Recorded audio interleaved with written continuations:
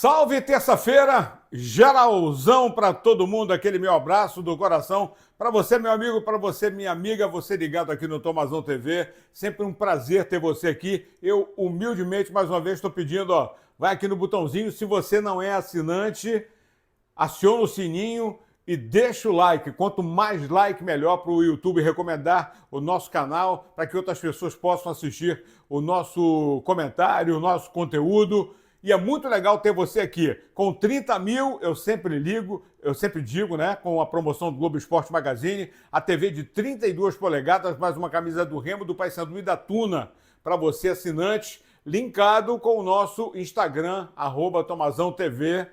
Esse é o nosso propósito, sempre estar informando você, dando a minha opinião, ouvindo a de vocês, a gente troca ideia e tem sido assim, democraticamente. Às vezes podem não concordar, como eu também posso não concordar com vocês, mas a gente vai levando, não é verdade? E o mais importante, torcendo pelo sucesso do futebol do Pará. Bom, primeiro falar do Paysandu, depois a gente fala um pouquinho do Remo, porque o Remo só joga na segunda, como o Paysandu também só vai jogar segunda-feira. Mas o Paysandu jogou ontem e perdeu a segunda consecutiva. Inegavelmente, como diria o meu querido amigo Carlos Castilho, mestre Carlos Castilho, o Paysandu caiu de produção. E a teimosia do Hélio dos Anjos continua a mesma. Ou seja, ele só muda quando o time já não tem mais quase condição de recuperação, tá? E ontem aconteceu a mesma coisa. O Novo Horizontino foi cirúrgico contra o Paysandu. O Eduardo Batista conhece muito bem o Paysandu, conhece bem o Hélio dos Anjos, né? Tanto que lá no Paulistão, o Hélio não conseguiu, pela Ponte Preta, vencer o Novo Horizontino, com o Eduardo Batista comandando o Novo Horizontino, porque ele já está há um tempo, já está desde o final de 22. Ele veio para o Remo, depois voltou, quando voltou do Remo, voltou para o Novo Horizontino, onde ele estava, e continua o trabalho lá. Cara, ontem, o Paysandu até jogou bem o primeiro tempo, fez articulações, conseguiu a movimentação.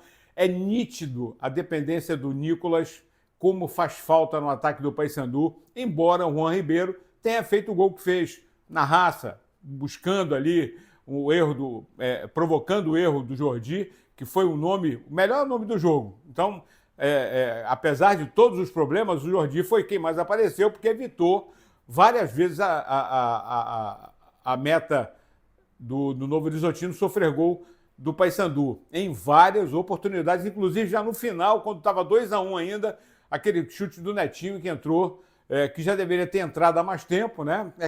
O problema do Hélio é a demora em mexer e isso agonia o torcedor, né? O Wesley Garcia não pode ficar fora do Paysandu. Ele precisa de sequência. Cara, ele é o artilheiro do time, ele tem 5 gols, não marcou mais gol, por quê? Porque não tem sequência, ele joga 10, 20 minutos, ele precisa jogar, ele precisa de tempo, ele precisa ter uma movimentação maior para entrar no jogo. E o Wesley Garcia realmente está perdendo esse espaço que o Paysandu tem um jogador da qualidade dele e não está sabendo utilizar. Ou seja, o Hélio não está sabendo. O Paulinho Boia tem 2 jogos, depois daquele gol que ele marcou, foi prejudicado no jogo passado em função da expulsão do Lucas Maia, mas ontem, 0 à esquerda, cara. Era para no intervalo ter mudado, ter colocado, já ter voltado com o Wesley Garcia. E aí, o Casares ontem, boa movimentação, o Jean Dias razoavelmente, mas o problema foi a saída do Nicolas. E aí mata principalmente aquela jogada do meio, onde tem o João Vieira, que aparece muito bem como homem surpresa. Paysandu pecou principalmente na questão do meio-campo. E o Novo Horizontino, ele soube sofrer, esperou os erros para ser fatal. Podem pegar as imagens e ver lá. Os 3 gols do Novo Horizontino, inclusive o primeiro gol de pênalti, surgiu num passe errado no meio, contra-ataque. Segundo, passe errado, contra-ataque, gol do Lucas.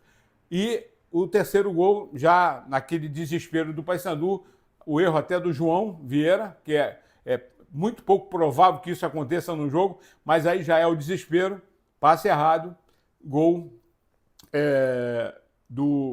do Vagninho. Então, foi cirúrgico. E o Paysandu, até aquele momento em que pediu pênalti, que o jogo ficou parado, o Paysandu estava no jogo. Depois morreu, não soube voltar, esfriou e realmente uma derrota que custa caro. O Paysandu na 14ª colocação. O Amazonas tem um jogo atrasado com o Goiás.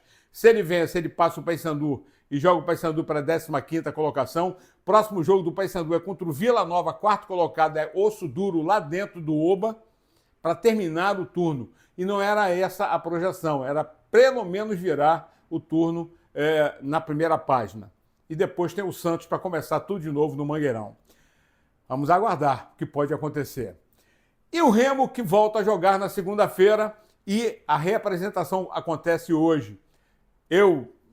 Espina Freio, eu falei, quando eu disse desabafo, era o torcedor que gostaria de falar, porque eu recebi tanta mensagem, cara, meu celular, eu tive que apagar muita coisa, porque senão não ia ter condição.